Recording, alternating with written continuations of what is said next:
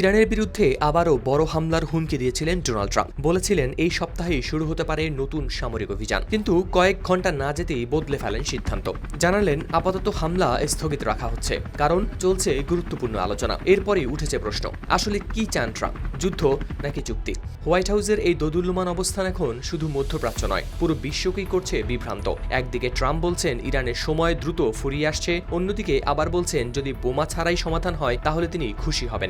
সংবাদ মাধ্যম new York টাইমসের প্রতিবেদনে প্রকাশ পেয়েছে এই তথ্য।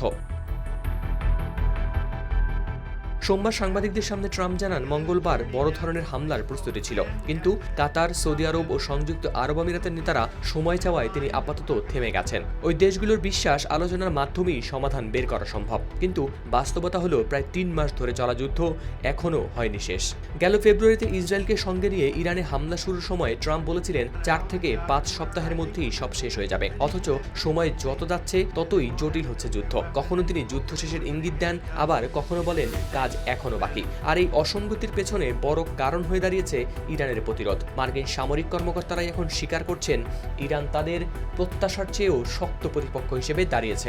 কয়েক হাজার লক্ষ্যবস্তু ধ্বংস হলেও দেশটির মূল পারমাণবিক সক্ষমতা এখনও অক্ষত। এদিকে যুদ্ধ চালিয়ে গেলে বাড়ছে অর্থনৈতিক চাপ। হরমুজ প্রণালী ঘিরে উত্তেজনায় বৈশ্বিক তেলের বাজার হয়ে উঠছে অস্থির।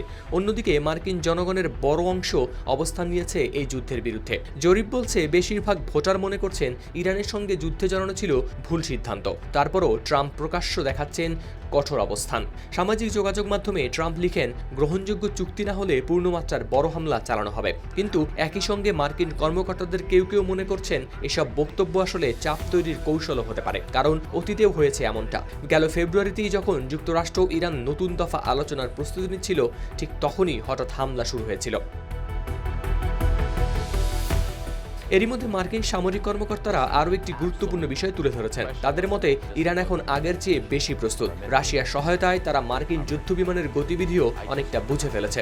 এমনকি সাম্প্রতিক কয়েকটি ঘটনায় মার্কিন যুদ্ধবিমান ক্ষতিগ্রস্ত হওয়ার তথ্যও এসেছে সামনে। সব মিলিয়ে পরিস্থিতি এখন এমন এক জায়গায় দাঁড়িয়েছে যেখানে ট্রাম্পকে একই সঙ্গে হাঁটতে হচ্ছে যুদ্ধ ও কূটনীতির মাঝখানে। কিন্তু সময় যতই যাচ্ছে ততই স্পষ্ট হচ্ছে ইরানকে দ্রুত ভেঙে ফেলার যে হিসাব ওয়াশিংটন করেছিল, বাস্তবতা তার চেয়ে অনেক বেশি কঠিন।